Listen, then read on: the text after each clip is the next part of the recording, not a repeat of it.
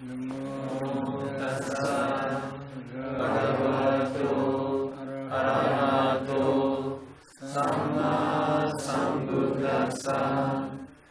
Namo tassa bhagavato arahato samma sambuddhassa. Namo tassa bhagavato arahato samma sambuddhassa. Yesterday we already had discussed Sayadaw, contemplation of mind as mind. There are two mistakes I want to correct it here. One is Sankheta Cheta. This is number 4 pair. Sankheta Cheta and Viketa Cheta. Sankheta Cheta they translate as contracted mind. This is shrinking mind, accompanied with thought and drama. Viketa Cheta they translate distracted mind. This is wandering mind. Sorry. Another mistake is good rabu. Last night I told good rabu. There are two types of good rabu. Before jhana attainment, full absorption stage, there's also good rabu. Before path inclusion knowledge, there's also good rabu. Last night my mistake is before path knowledge good rabu I explain. But I must explain before jhana good rabu. Before jhana good rabu is change of lineage. How it changed? Change of lineage means the change of the six-sphere lineage to five material lineage or immaterial lineage. This is before jhana stage good rabu.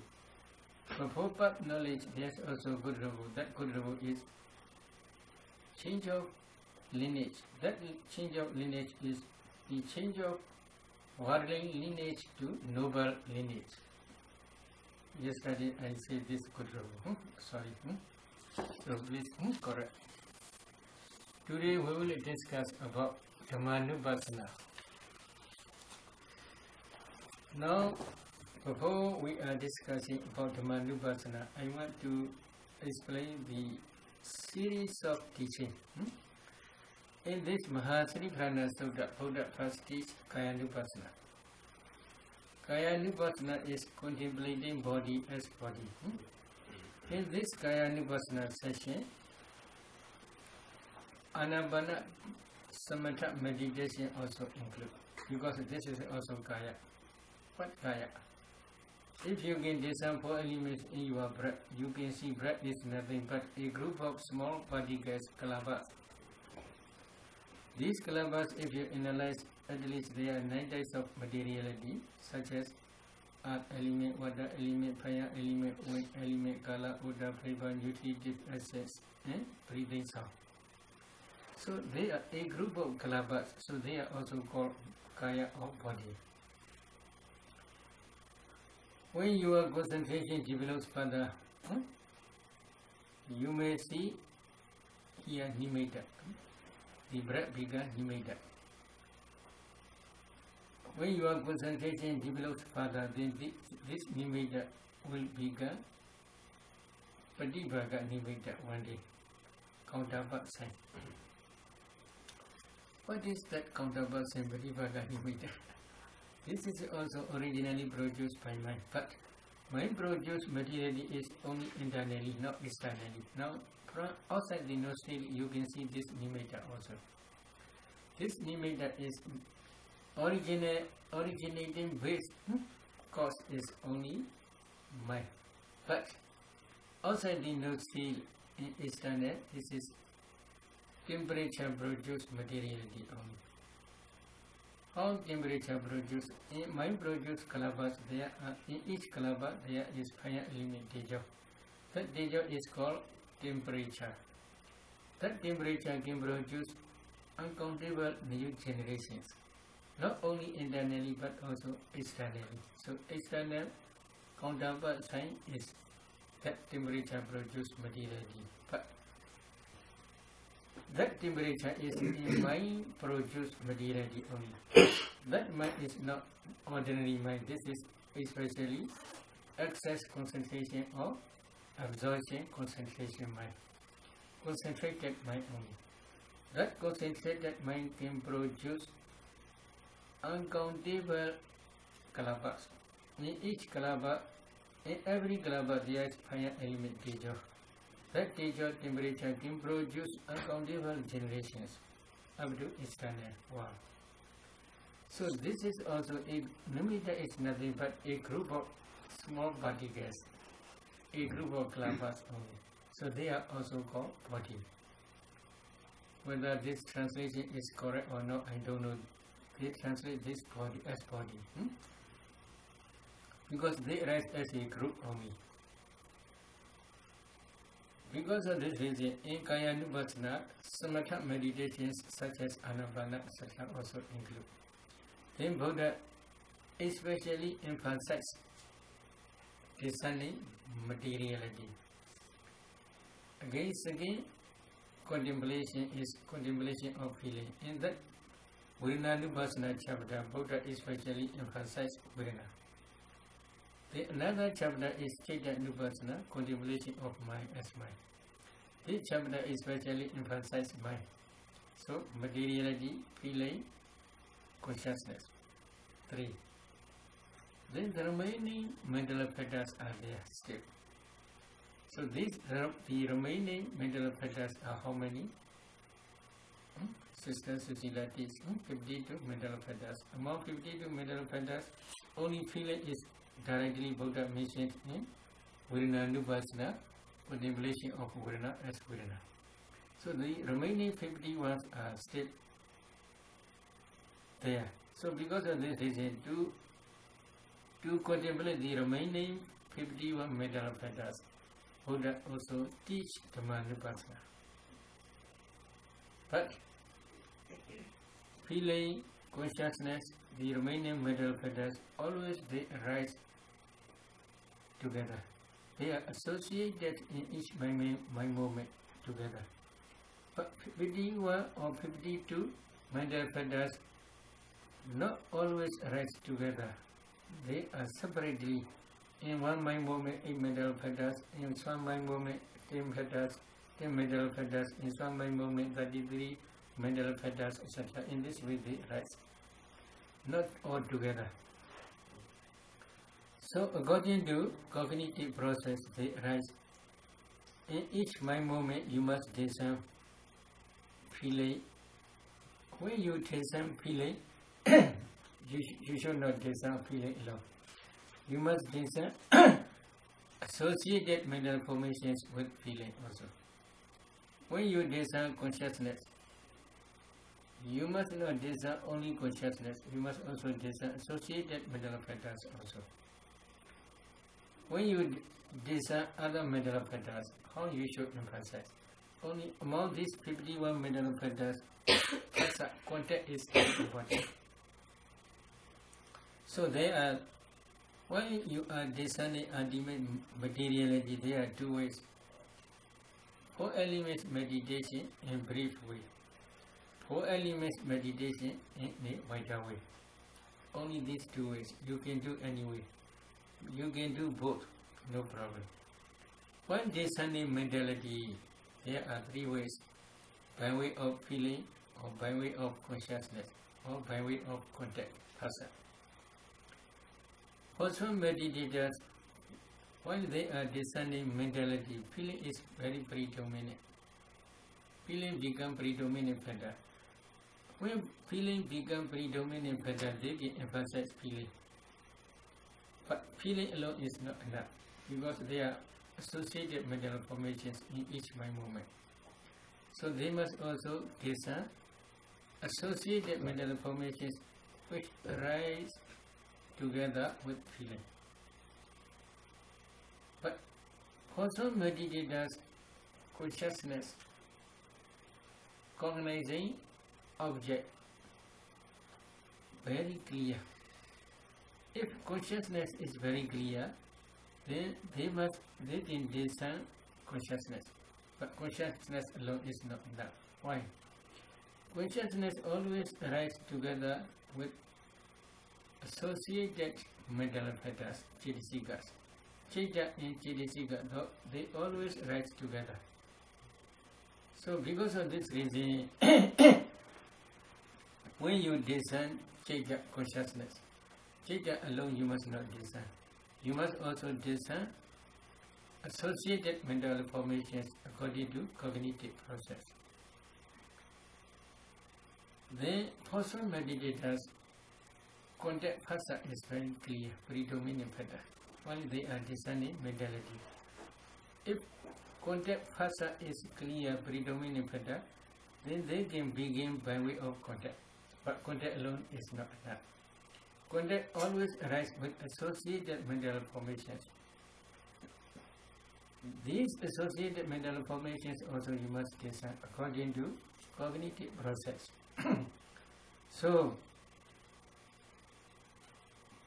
while you are discerning mentality, there are three ways. You can begin by vedana, by way of vedana, or by way of citta, or by way of phasa. But vedana alone, or citta alone, or phasa alone is not enough. You must always discern associated mental formations together. Because of this reason, these three are safe. If you practice Vedana-nupassana, contemplation of Vedana, you must also discern associated mental formations which arise together with Vedana. When you discern consciousness, when you emphasize consciousness, you must not alone discern consciousness, you must also discern associated mental factors which arise together with consciousness. When you discern phasa, phasa is predominant. You must discern not only phasa but also the associated mental formations which arise together with phasa. If you can discern in this way, these three contemplations, contemplation of feeling, contemplation of mind, contemplation of Dhamma objects, all these three are safe. Before you are discerning this, one of these or these mentalities, but you must already discern ultimate materiality.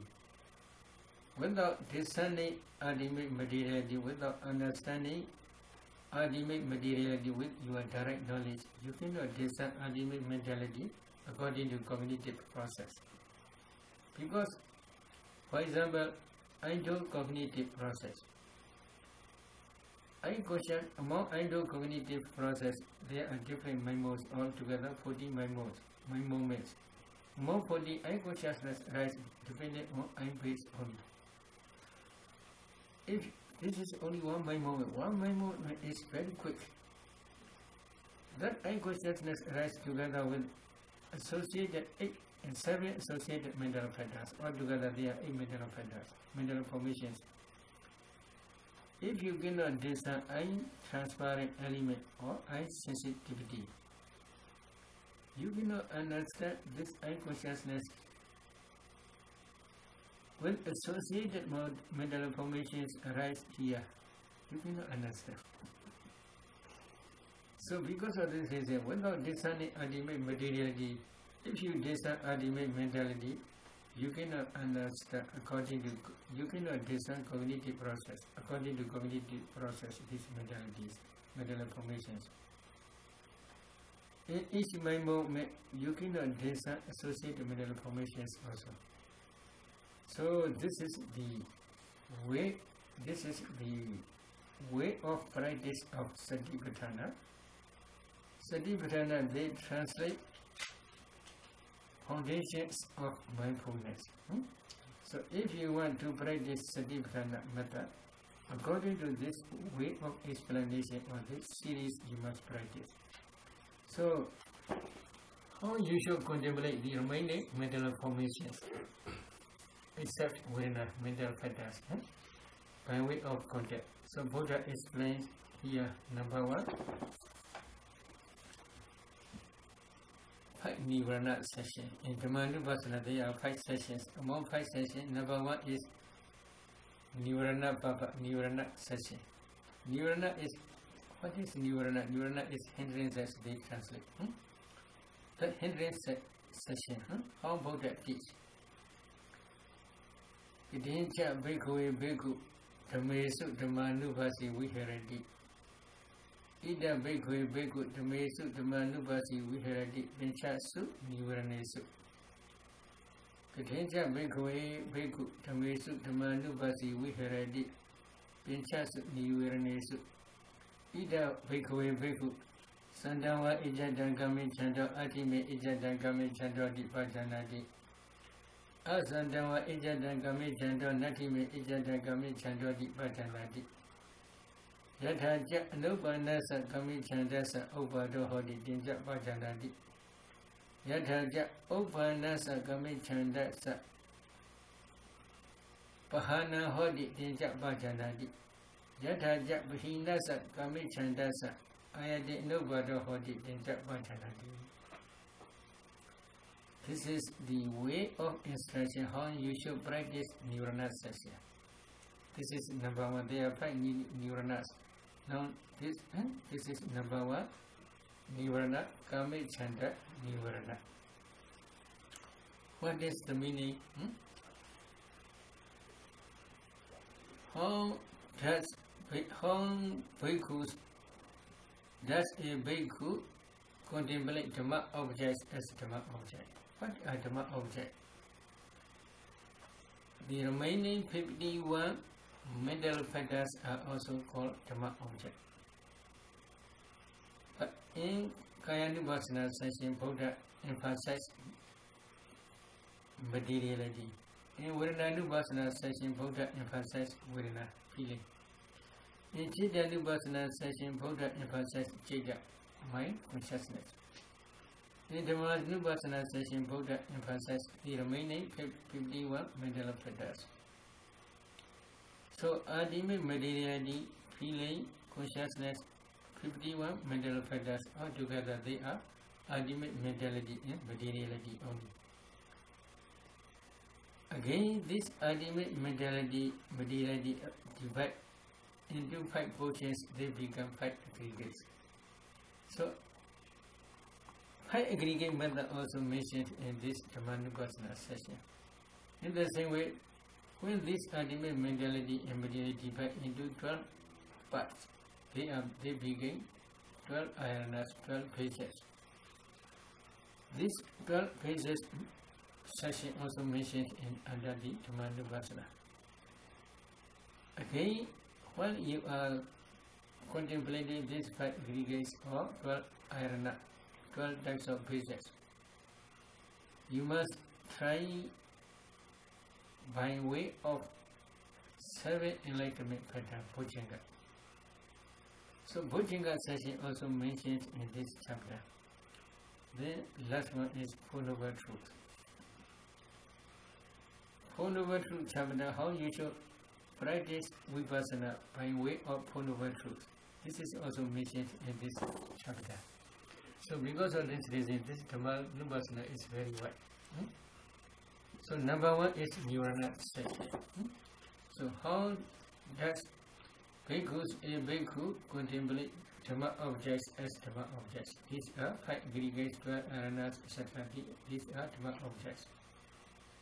Here in this Buddha's dispensation, a bhikkhu avoids contemplating Dhamma objects as Dhamma objects in terms of 5 hindrances, Nivaranas. How does a bhikkhu avoid contemplating Dhamma objects as Dhamma objects in terms of 5 hindrances?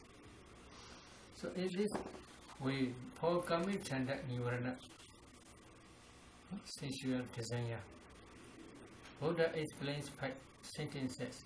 Number 1 is Sandawa Ijadangami Chanda Adime Ijadangami Chanda Dipajanadi. There being a sensual desire in him, a bhikkhu understands there is sensual desire in me. This is very important. What is sensual desire? There are, in this case, sensual desire is 6 types. Attachment to the color, attachment to the sound, attachment to the smell, attachment to the taste, attachment to the tangible objects, attachment to the Dhamma objects. Among Dhamma objects, 52 mental factors also include. The remaining 16 subtle materialities also include. Kala is Rupa. Rupa Ramana is Kala. Saddha Ramana is sound. Gandha Ramana is smell. Rasa Ramana is taste. Pottabha Ramana is tangible object. Tangible object means earth element, fire element, and wind element. These 3 elements are called tangible object. You can touch here. If you touch, you can feel hardness, roughness, heaviness, or softness, smoothness, lightness. This is earth element. You can feel heat or cold. This is fire element. You can feel pushing and supporting. This is wind element. When you are touching, then you can feel these 3 types of tangible objects only. So these are tangible objects. The remaining materialities or materialities among 28. The remaining 21 materialities are Dhamma objects. They are included under the Dhamma objects. Attachment to this object is called sensual desire. Among these Dhamma objects, eye sensitivity, eye transparent element also include. Have you attachment to your eye? You have attachment to your eye. You have attachment to your ear. You have attachment to your nose. You have attachment to your tongue. You have attachment to your body, heart, etc. These are Dhamma objects. You have attachment to kala. This is very easy. Kala, smell, sound, smell, taste, tangible object. So these 6 types of attachments are called sensual desire. If you have sensual desire in you, then you must understand, I have sensual desire in me. If you do not understand, you cannot escape from the round of rebirth, because you do not understand to yourself well. If you have attachment, then you must understand, I have attachment. What is this attachment? How you should discern? So if you want to discern attachment, for example, taking kala, if you have attachment to the kala, if you want to discern this attachment, how you should practice? Number 1, you must discern eye sensitivity. Number 2, you must discern mind-o pointer. Then you should try to discern the kala object which you have attachment. When this kala object impedes both doors, at that time incognitive process arises. Among these incognitive process, number 1 is phyto-advantage consciousness. Number 1, 2, 3, 4. Number 4. Number 5 is decision consciousness. These 2 types of consciousness decide, oh, this is very beautiful. Then if you decide this object very beautiful, then strong powerful attachment will arise. This attachment not automatically arise. Your mind create this attachment. Is it true? Yes.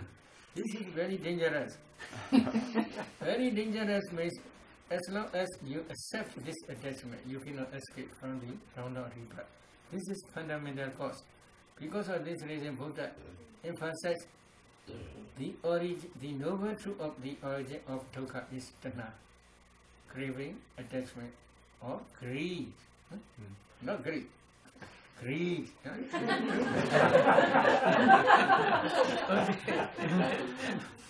This is the origin of dukkha.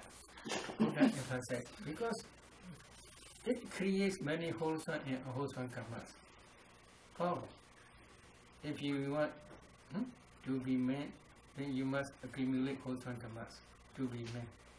If you want to become woman, then you must accumulate wholesome karmas to become woman again. Not only like that, but you also want to meet each other this life. Is it true? Then you must accumulate wholesome karmas. Because of this craving, you accumulate this wholesome karmas. Then if you are accumulated in this way, wholesome or unwholesome karmas, then these karmas will produce again and again. If they can produce new rebirth, new existence again and again, then you cannot escape from the round of rebirth. You must always take patisandi in your mother's womb again. Then you are liable to old, you are liable to sick, you are liable to death. Again, but old, sick, death, but old, sick, death. In this way, round of rebirth will continue because of this craving. Because of this reason, Buddha says, if you have sensual desire, then you must try to understand I have sensual desire. Is it good? If you want to escape from the round of rebirth, you must try to understand this sensual desire.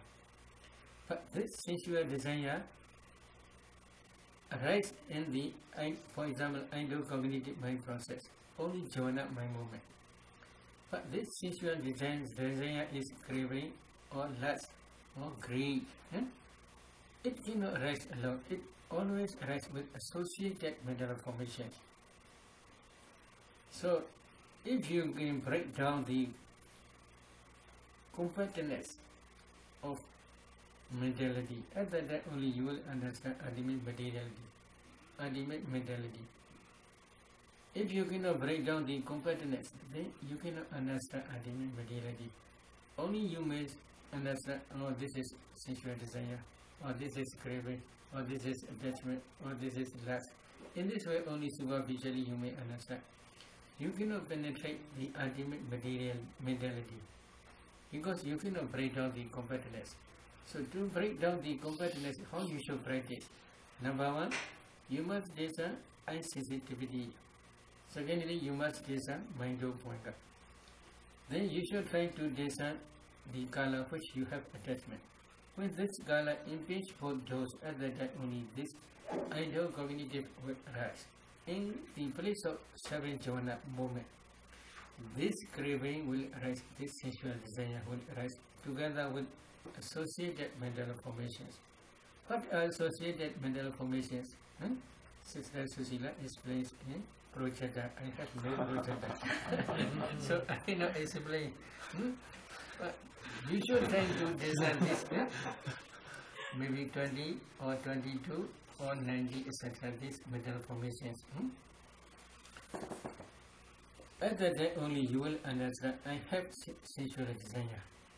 But another sentence, this is Sandawa Ijadan Kami Chando, Atime Ijadan Kami Chando Dipajanadi. There being a sensual desire in you, you must try to understand I have sensual desire in me. This is one sentence. Another sentence is Asandawa Ijadan Kami Chando, Natime Ijadan Kami Chando Dipajanadi. There being no sensual desire in you, you must try to understand there is no sensual desire in me. If you say there is sensual desire in you, you must try to understand there is sensual desire. If there is no sensual desire in you, then you should also try to understand there is no sensual desire in you. How you should try? Because there are wholesome dhammas and unwholesome dhammas, they cannot rise simultaneously. If there is wholesome dhammas rising and passing away, unwholesome dhammas cannot rise together. If there are unwholesome dhammas rising and passing away, in the same way, the wholesome dhammas also cannot rise. So because of this reason, if you have no sensual desire, what mind movements arising in passing away?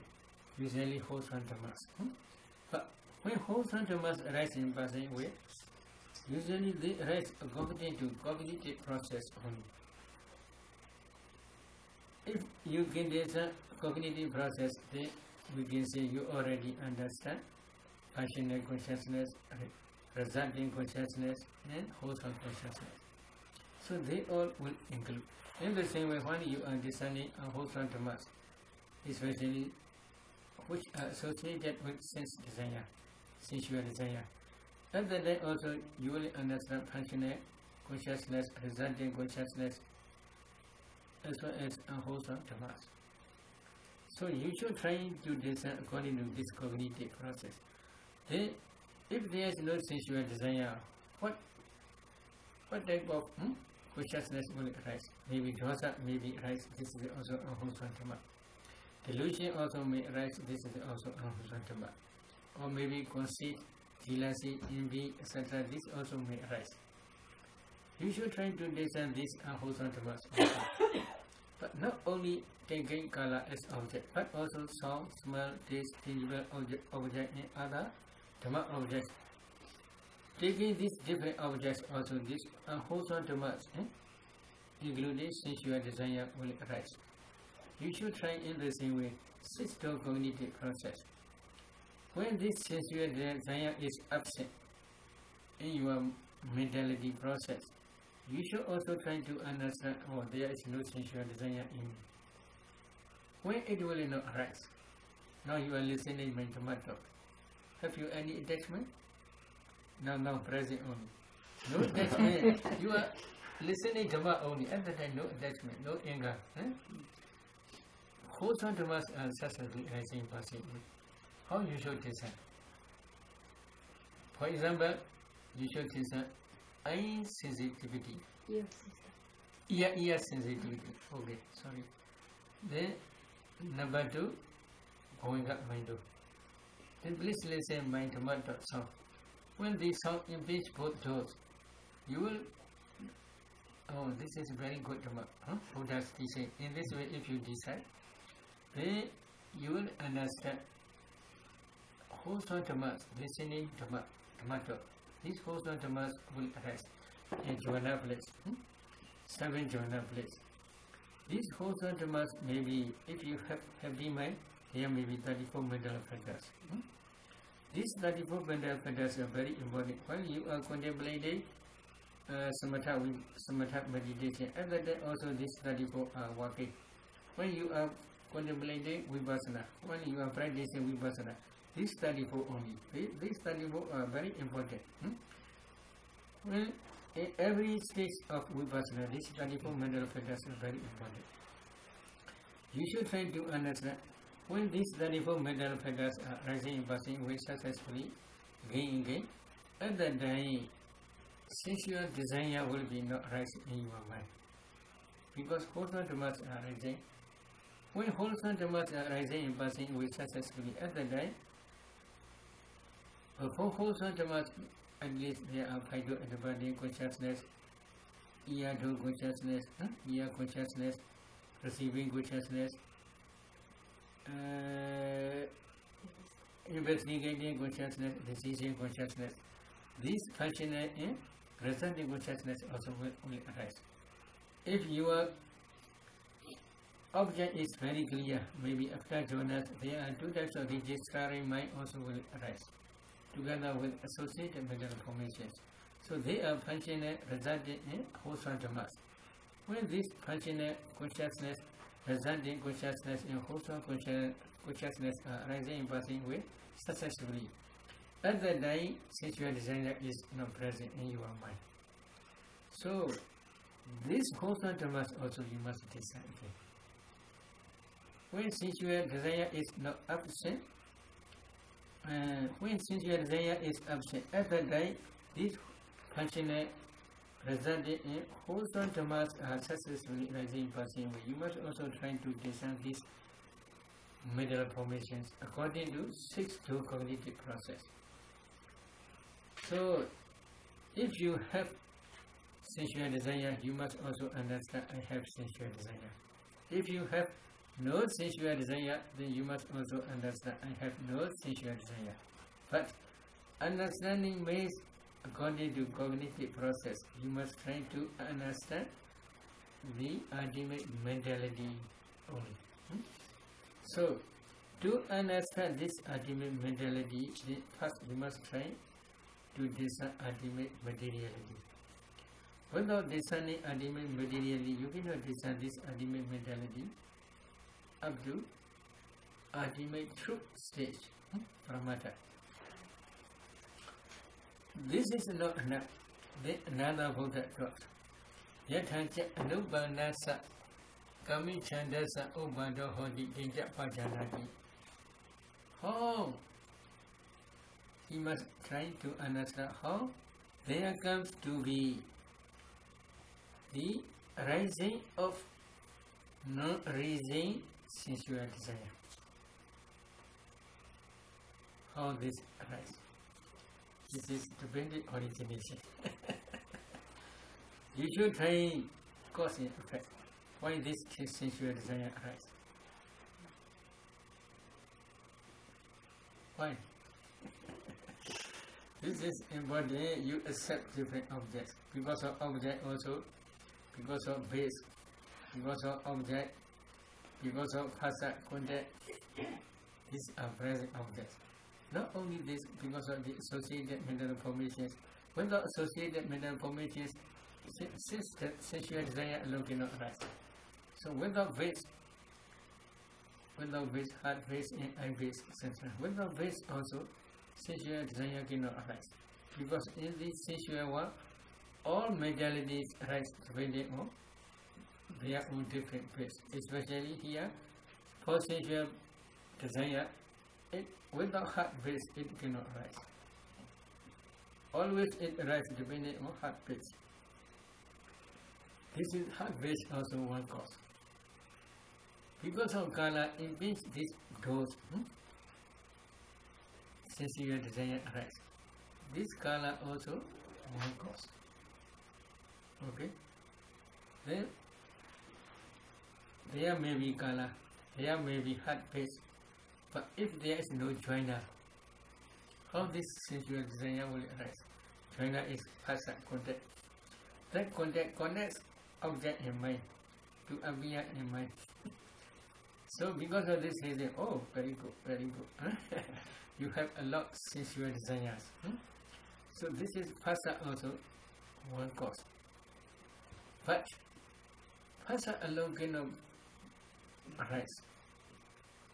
Sensual desire alone cannot arise. There must be associated mental formations. These associated mental formations are also one cause. Another cause is manasikara, ayoniso manasikara, unwise attention. This is very dangerous one. Very dangerous one means, oh, this is my wife. Oh, this is my husband. If you have such type of attention, this sensual desire is very easy to arise. Very, very quickly will arise. Is it true? Yes. If you have unwise attention, this is my son, this is my daughter, then this sensual desire will arise very, very quickly. So this unwise attention is proximate cause. What is unwise attention? Unwise attention for idle cognitive process, unwise attention is Pa-Auk consciousness. This is very important one. That Pa-Auk consciousness mind moment, there are 11 mental formations, 7 universals, obligation of the mind Vidyaga, sustained initial obligation of the mind Vidyaga, sustained obligation of the mind Vichara. These two are also included. Then another is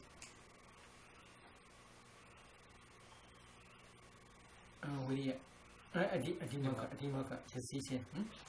So these 7 universals are contact, feeling, perception, volition, one-pointedness, life, faculty, attention.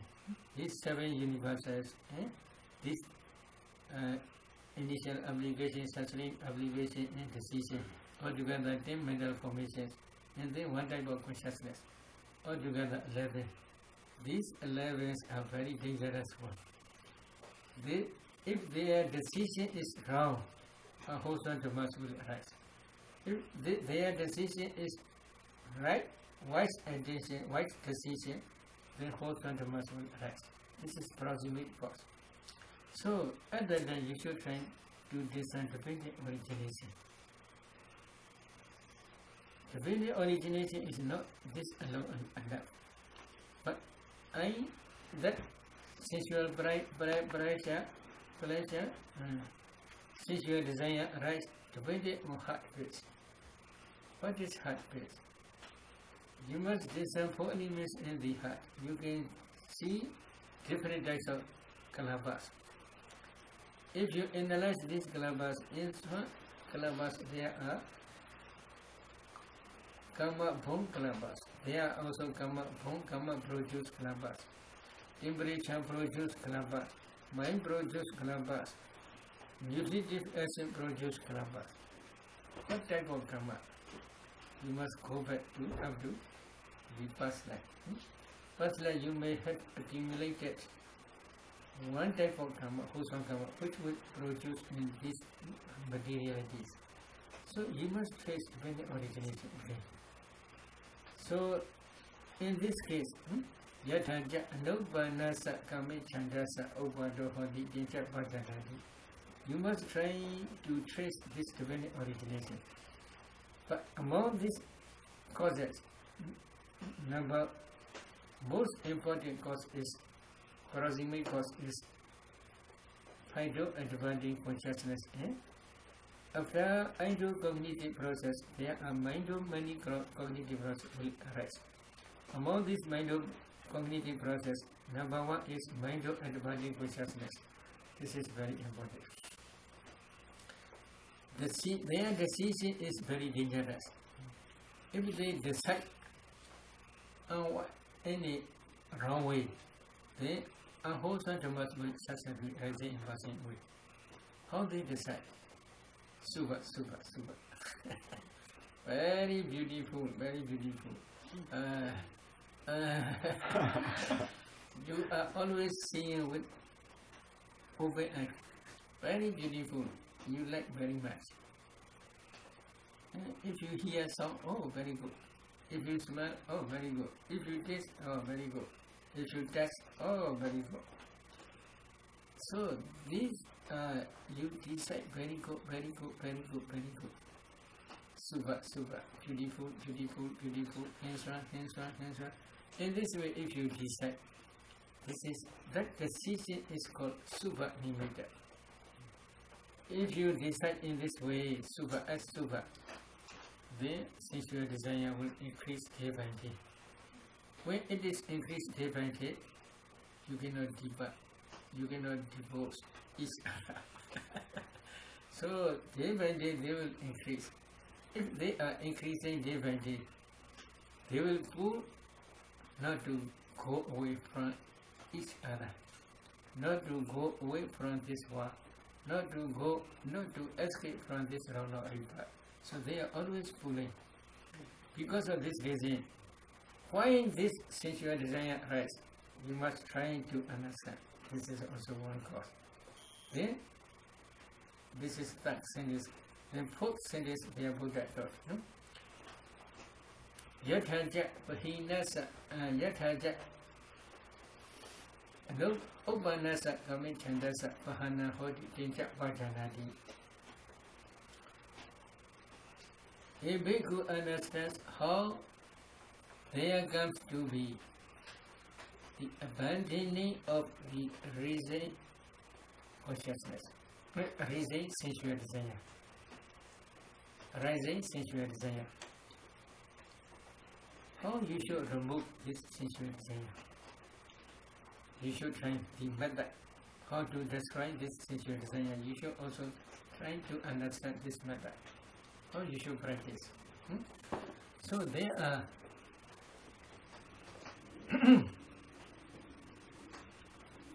different ways. Among different ways Buddha explains. Number one is Asubha. Asubha Bhavidabha Ragasa Bhahanaya. To destroy attachment, craving, you must practice Asubha Bhavana. Asubha Bhavana means there are 10 types of Asubha Bhavana. Taking up reversiveness meditation. But many Americans, they don't like reversiveness. So they use another word, attractive nature. Attractive nature object. Asubha Nimic. So there are 10 types of Asubha Nimic. Number one, the swelling corpse. Number one, swelling corpse. Number two, the balloon corpse, color change balloon. Number three, the posturing corpse. Number four, the fissured corpse. Number five, mangled corpse. Number six, dismembered corpse. Number seven, the cut in dismembered corpse. Number eight, the blood smeared corpse. Number nine, the raw wormy corpse. Number 10, corpse that has begun skeleton. So you must say one or two or three or maybe these different types of corpse as object. How you should practice? Now some meditators they have a day Anavana Abdu Chana or Accina, one Accina Abdu Chana. For them it is very easy. Imagine from their fourth chana. With the assistance of the light of wisdom, they should focus the cause which they had been experienced before. And then they should pay attention as particular attractive object or reversible object. Particular, in this way they should pay attention. Then strong, powerful absorption will arise on that cause object. At that time, you should maintain this full absorption up to 1 hour, 2 hours, etc. Imagine from that full absorption, if you desire 5 jhana fetters, you can see here 5 jhana fetters clearly. This is one way of Asubha Bhavana. This is in any way Asubha Bhavana, Avinyanaka Asubha Bhavana. Another way of practice is 32 parts. In Grimananda Sutta, these 32 parts, if you contemplate these 32 parts as particular reversible, then this meditation also called Asubha Bhavana in Grimananda Sutta. So, one part or many parts taken as object, you can contemplate them as particular. Then you can attain jhana. This is only 5 jhana because the object is very reversible. Because of this reason, without initial application and sustained application, you cannot maintain your concentration for a long time. Because of this reason, you cannot go on second jhana, third jhana, etc. from this object. Because object is very reversible. But for some meditators, if they can see the corpse, if they have been experiencing this corpse maybe 2 years ago, from 2 years up to this day, this corpse may be changed systematically, different stages. Maybe now skeleton only. So, with assistance of their fourth jhana light, they can, if they can discern these different stages, then within one setting also you can discern these different types of 10 types of corpse, Asubha. In the same way, with the assistance of fourth jhana, like if they discern 32 births, they can easily understand 32 births. Maybe if these 32 births you divide into different parts and put on the table, which part do you prefer? Maybe this is very important. So your wisdom faculty should do such type of work. Your wisdom faculty have enough power to divide these 32 parts and put on the table. And then you can ask to yourself, which part do you prefer? At that time, sensual desire may disappear slowly. So because of this reason, you should try to understand the cause to destroy sensual desire. But this is only samatha. But in vipassana stage, there is also asubha, one type of asubha bhavana. How you should contemplate asubha in vipassana? If you had been already discern ultimate materiality, ultimate mentality in their causes as anicca, dukkha, anatta, and then again you must discern ultimate materiality.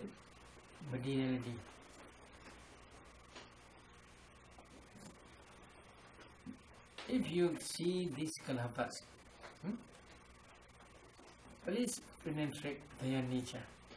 They are always associated with bad smell, bad color. So because of this reason, they are beautiful or not? Beauty? No beautiful. Asubha, reversible only.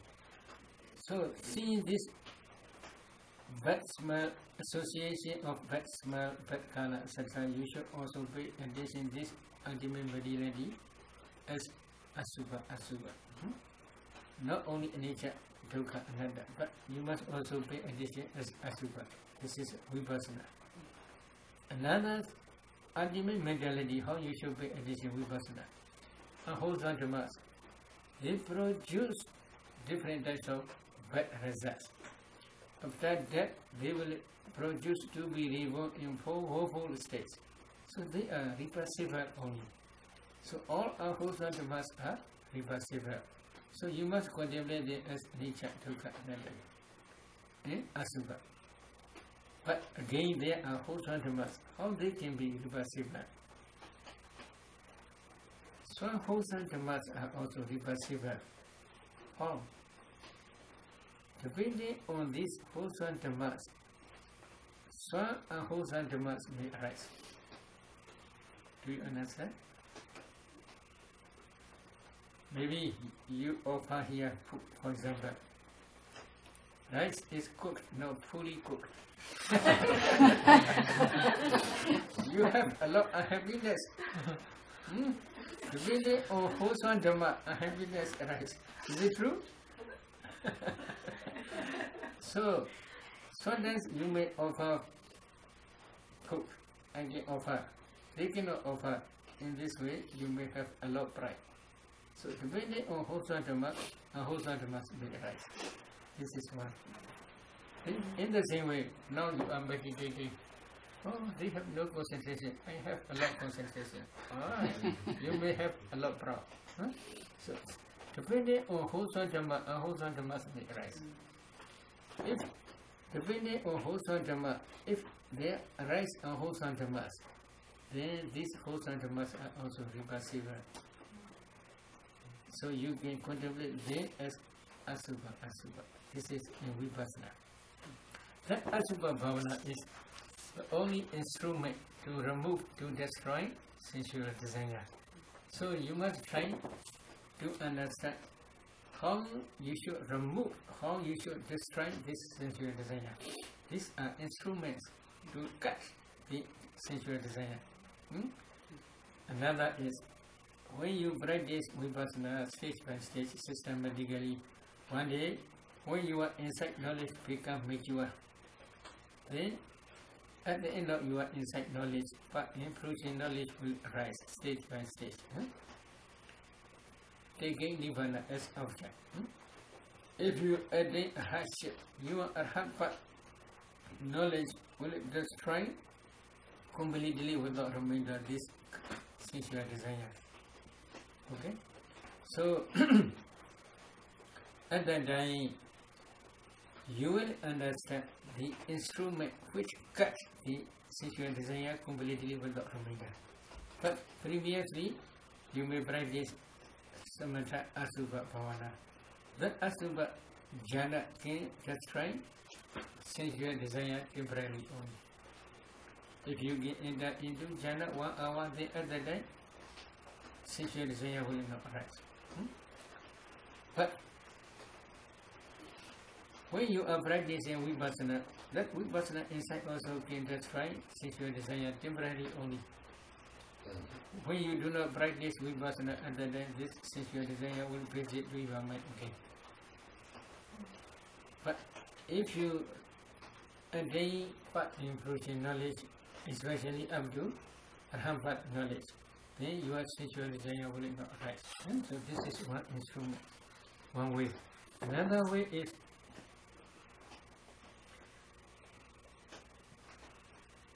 obligation to the development of access concentration. This is not only asubha meditation, but other access concentration such as anabana or Accina or any access concentration or full absorption state. At that time also this access concentration and absorption concentration can destroy sensual desire temporarily. Temporarily means when your concentration is developing further, if you can maintain this concentration 1 hour, 2 hours, etc., at that time this sensual desire will not visit to your mind. So this concentration also can remove. Because of this reason, if you are practicing samatha, then you must try to practice samatha continuously in every bodily posture. Why? This sensual desire may visit to your mind frequently because you are staying as a householder. So because of this reason, many attachments are occasionally visiting to your mind. So to protect this, you should put your mind on your meditation object only. So to put this way of practicing, then you must try number 3, guarding the sense doors. You must guard sense doors. How you should guard your sense doors? Yes, one sutta, Kombopama sutta. Tortoise. Is it true? Tortoise. Turtle. One day tortoise are also searching for food on the bank of a river. Hawks also searching for food on the bank of river, pasturing there. Tortoise also see the fox. Fox also see the tortoise. So, fox approach to the tortoise to eat. At that time, tortoise found two hands, 2 legs.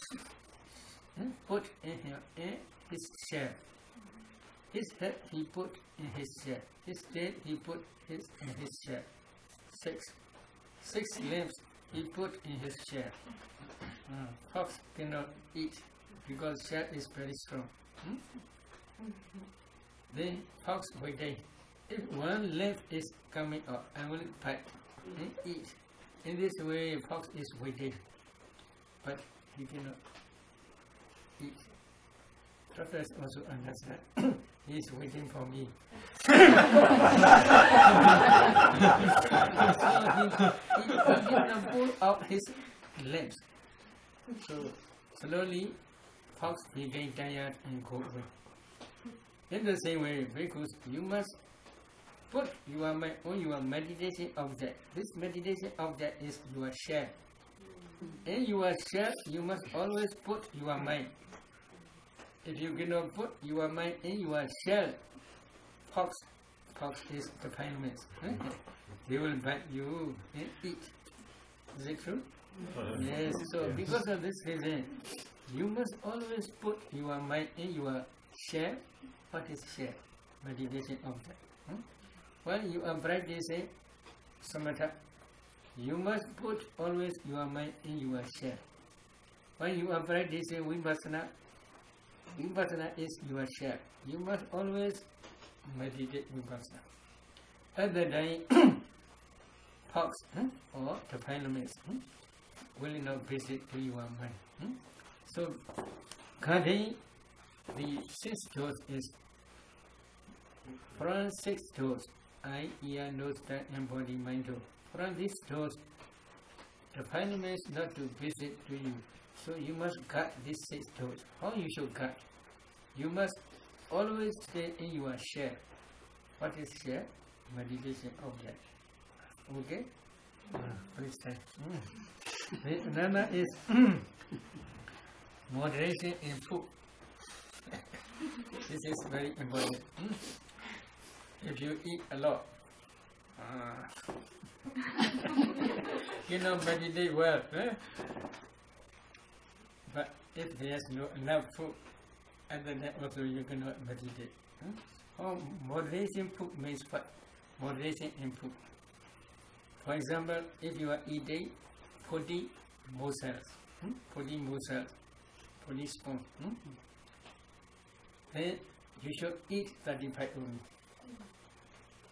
Instead, you should drink water for 5. If you are eating 60 morsels, 60 spoons, then you should eat only 55. 5 morsels you should not eat. Instead, you should drink water. This is moderation in food. But there's also another explanation. This is Venerable Sariputta's suggestion. Another explanation is, as a meditator, you should eat only 4 or 5 morsels only, no more. Then instead you should drink water. This will be well praised. Also things. Maybe you should associate that with noble ones, noble friends, good ones, who can teach you how you should contemplate, how you should meditate. In this way, they can discuss with you how to remove your sense desire, how you should destroy this sense desire, etc.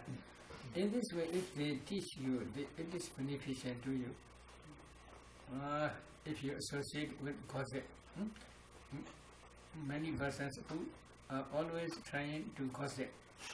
If you associate with such persons, your concentration will fall down. So, especially in this case, who have a lot of compassion to you, as well as can teach you systematically. Such type of teachers is necessary. Help is necessary. Another is stimulating thought that help the accomplishment of the object in view. Stimulating thought is basically put the thought which to be stimulated to you to remove this such type of sensual desires. So such type of thought is necessary or good. What such type of thought? Maybe, for example, how you should practice Asubha Bhavana, or you should practice Asubha in this way, how you should practice Vipassana, or you should practice in this way, how you should practice Anapana, or Anapana you should practice in this way. So such type of help is necessary. Such type of talking also necessary if you do not understand well. If you understand well the way of practice, it is not necessary to discuss too much. If you do not understand, then it is necessary to discuss such type of talk. So, because of this altogether, these 6 ways. If you practice these 6 ways, then one day when your insight knowledge becomes mature, then at the end of your insight knowledge path inclusion, knowledges will arise, taking Nibbana as object. Thus, these path inclusion knowledges will destroy this sensual desire completely without remainder. At that time, Buddha taught another sentence.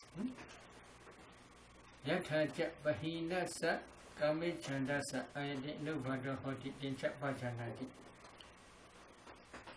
A bhikkhu understands how there comes to be the future arising of sensual desire, which already had been abandoned before.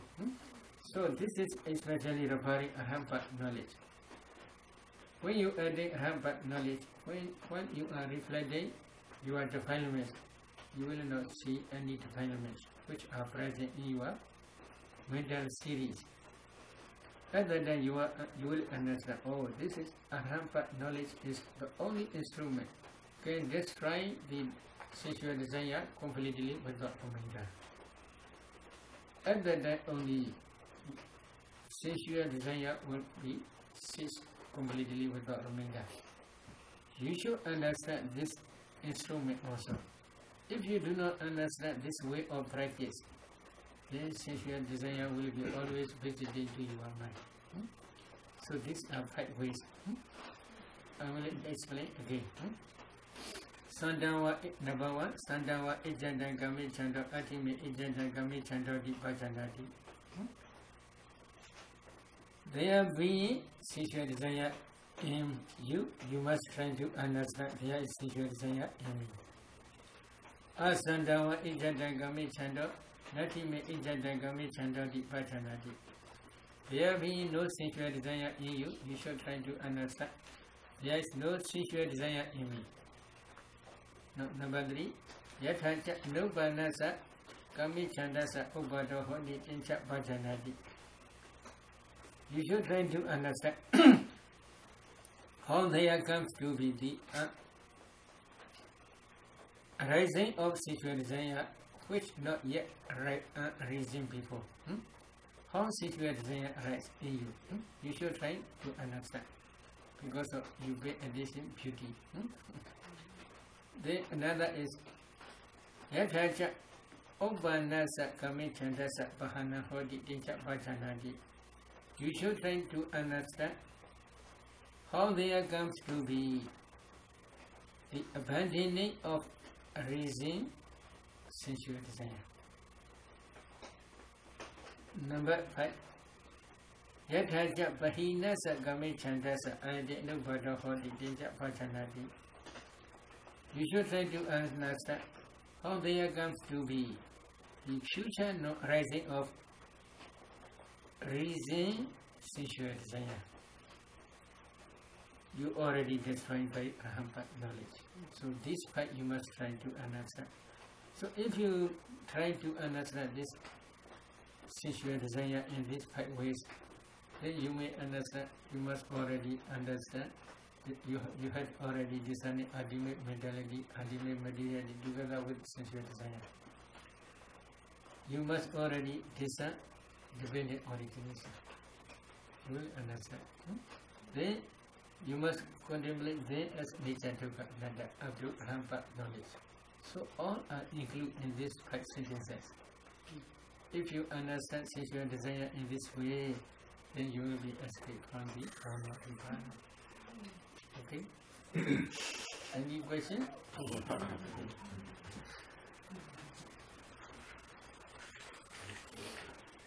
Any question? Sayadaw, so seeing an object, a color that you like, so the mind adverting consciousness, and then there's a decision that comes immediately. Immediately is not easy. Not easy means when color image put shows, usually phytoadverting consciousness arises. But this is cannot decide properly. After endocognitive process, there arise bhoga. After many bhogas, there arise mindocognitive process, taking this color as object. This mindocognitive process again they are arising. If they arise 5 times, for example, at the day, 5th mind-cognitive thoroughly can decide. Oh, very good, very good, very good. This decision is especially mind-cognitive process. But in fact, though, mind-cognitive process also, yes, decision. But that decision is not real decision. They translate this Vavatapendiviya. Vavatapendiviya means as if they are decided only. Because mind-cognitive process understand only just kala. This kala is whose kala they do not understand. Mind-cognitive process. But after mind-cognitive process, many Bhuyangas, after many Bhuyangas, they mind-cognitive process. Then Bhuanga, then mind-cognitive process. Then Bhuanga, then mind-cognitive process. In this way, many cognitive processes arise. When they arise up to 5 times, at that time, the 5th mind-cognitive process or 4th mind-cognitive process can decide, oh, this is my son, this is my daughter, this is my wife, this is my husband, this is US dollar. In this way, they can decide easily. At that time only, that decision produces strong, powerful sensual desire. But in mind-cognitive process, there is also sensual desire. This is very weak. Because of this weakness, they cannot produce any new existence. They can produce bad results in kind of body. Body means between bad consciousness and that consciousness along the line. They can produce different bad results.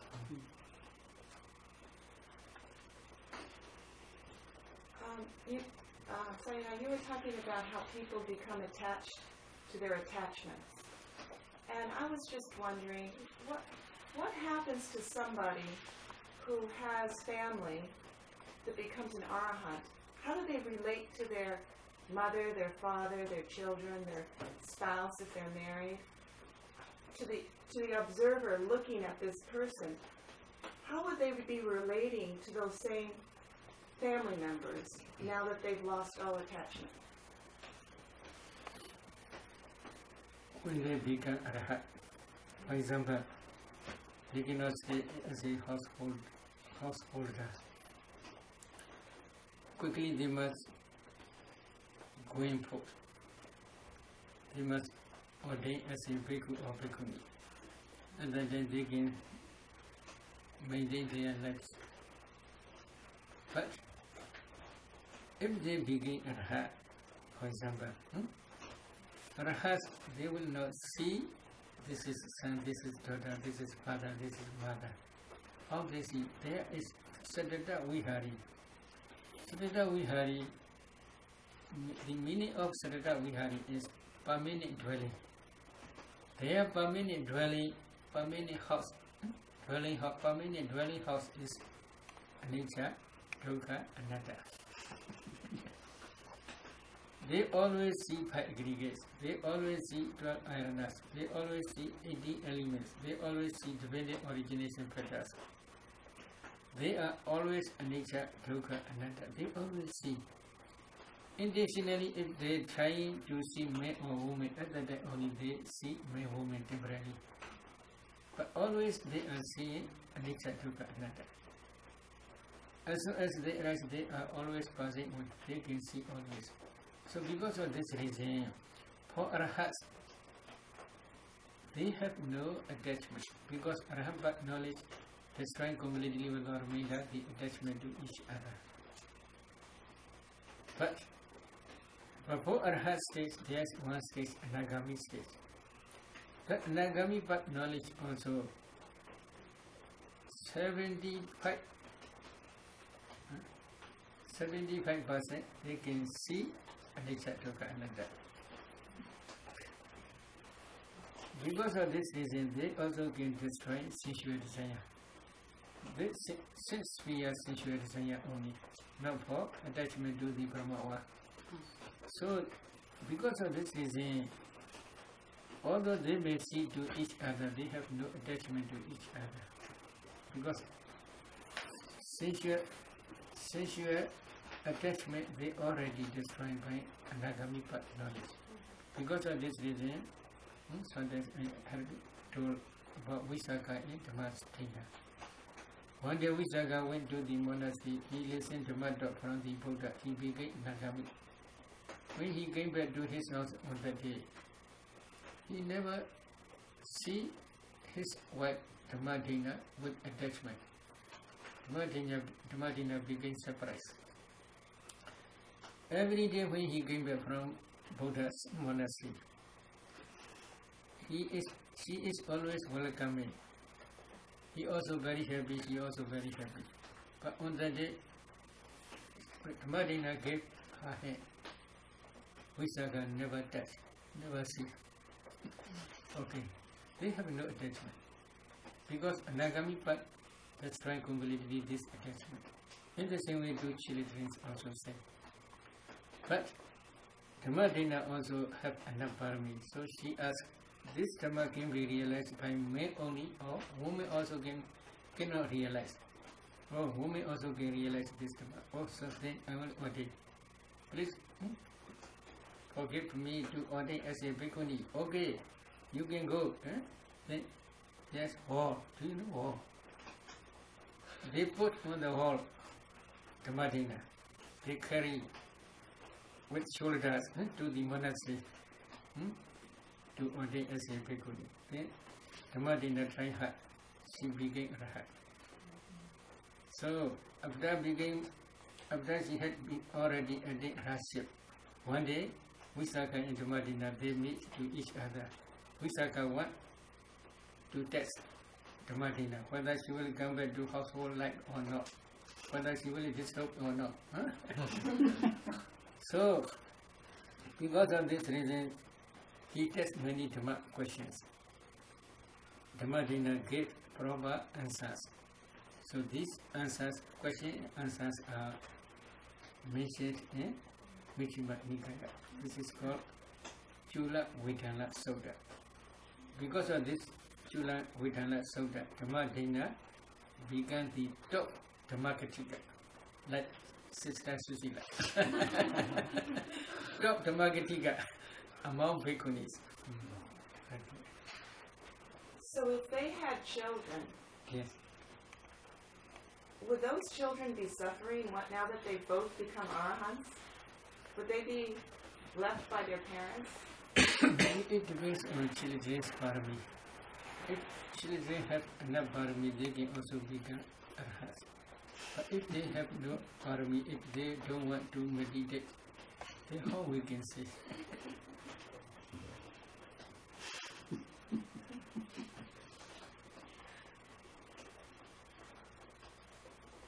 Okay. I have one question. I didn't quite understand one of the connections in your talk. You said if you have one of those mind door processes, let's say the fourth or the fifth, and then you have that decision consciousness. And I think it was with the decision one that there were 11 mental factors. Maybe that decision is gone. Oh, okay. And then you said one of those, maybe it was the mind door adverting consciousness, has 11? Maybe mental patterns are 11. Plus with consciousness they are 12. Okay. And then you said that one is the dangerous one because that decides beautiful. Maybe dangerous means for unwholesome dhamma, this is danger. For wholesome dhamma, this is not dangerous. So for unwholesome then, and then you go back and you do dependent origination and you look at karma and see the effects. But how, let's say with color, how does that reduce the defilement or the idea that something is beautiful? You may understand the reason why, but then why do you need to understand the reason? If you know that it's not good, then just practice those methods that you said. Why understand the reason? So you don't do it again or something? Maybe this is also previous experience. This is important. Previously, he had been experiencing such type of object. Again. So he had been experienced or he had been feel this is good. So this is previous. Again, next time if you see, oh, this is very good, that decision appear again. Because of previous experience. But if you experience any object, if you do not care, then such type of sensual desire will not arise. But if you had been experienced before, such type of object is, if you again meet, then that decision is very strong because of previous experience. In other words, this is called yoniso manasikara or ayoniso manasikara.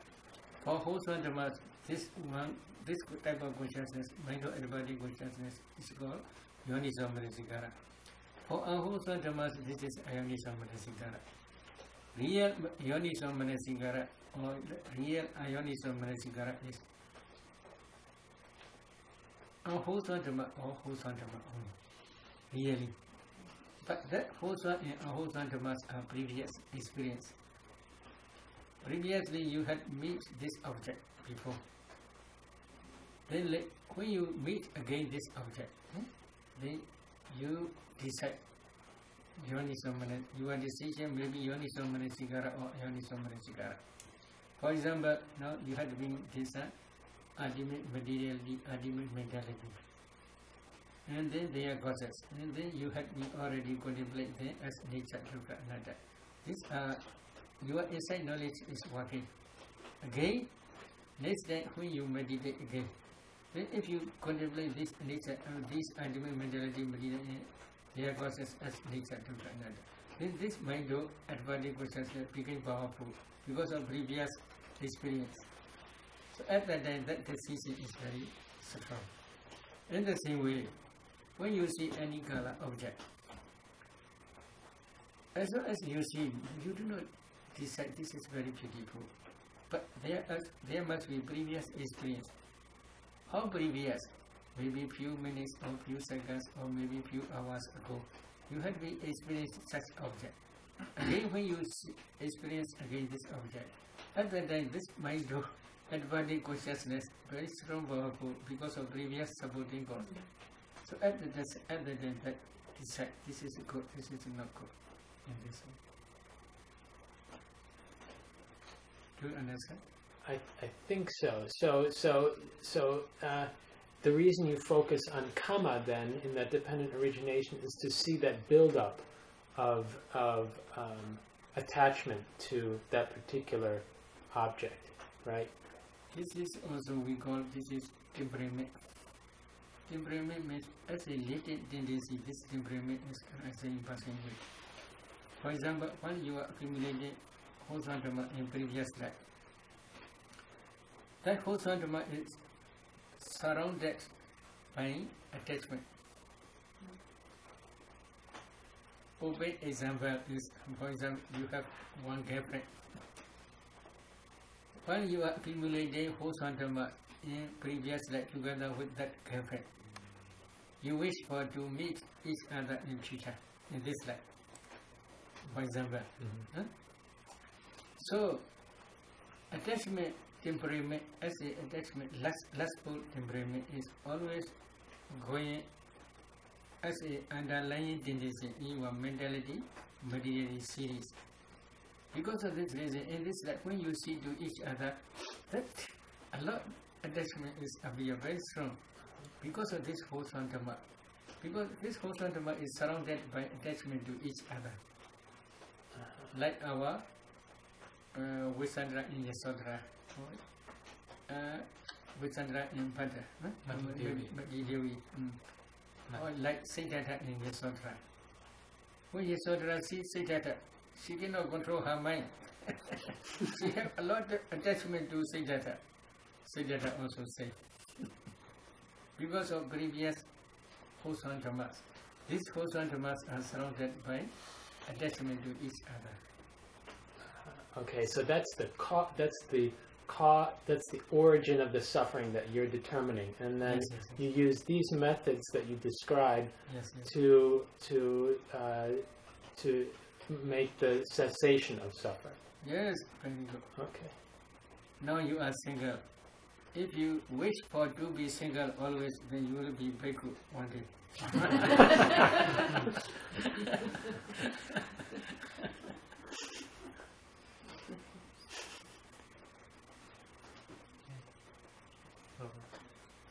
Sayadaw, I'm a little bit confused about two people having the desire to be together in a future life, because that points to like some entity that travels from life to life that could. How is it possible that two people can come together in a future life? There are four causes. Maybe I'm explaining only one cause. Saddha, Sila, Tyaga, Pinya.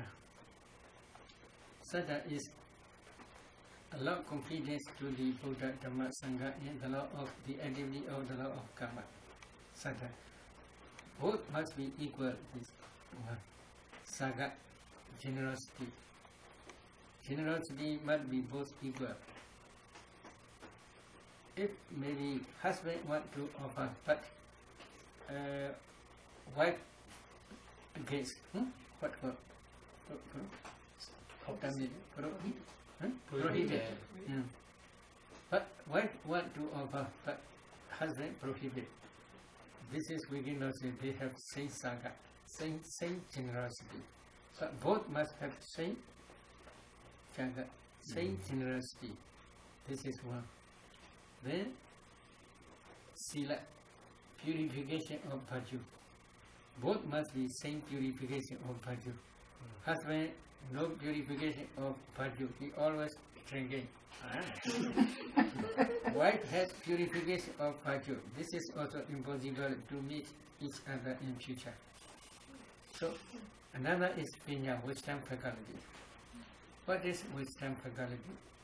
In this case, pinya is especially vipassana, insight knowledge. Husband also practice vipassana up to vipassana stage. He already discern ultimate material, their causes as an etc. He also understand, wife also understand in the same way. So these four factors must be same. If these four are same, then it is sure they will meet in future. But if one of these are not same, then it is not sure to meet each other in future. Because of the one has no virtuous one. He always kill, he always steal, he also do sexual misconduct, etc.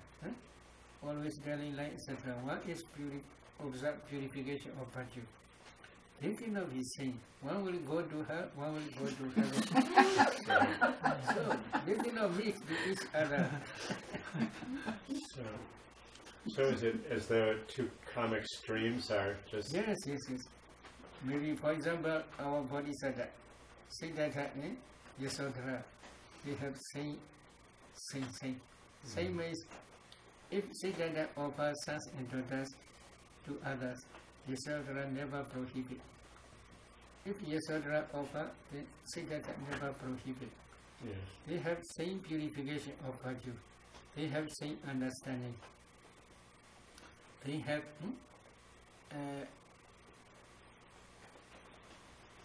same generosity. So because of this reason, always they meet to each other along samsara. It seems so, I have to say it seems so unlikely because from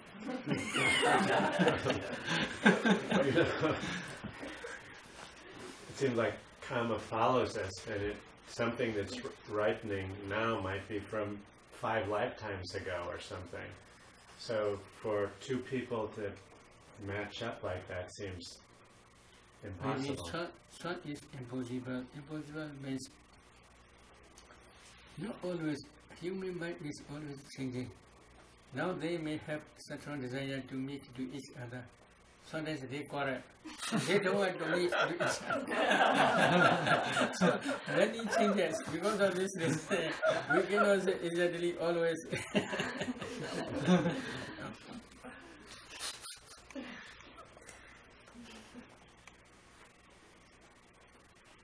Okay, sharing my.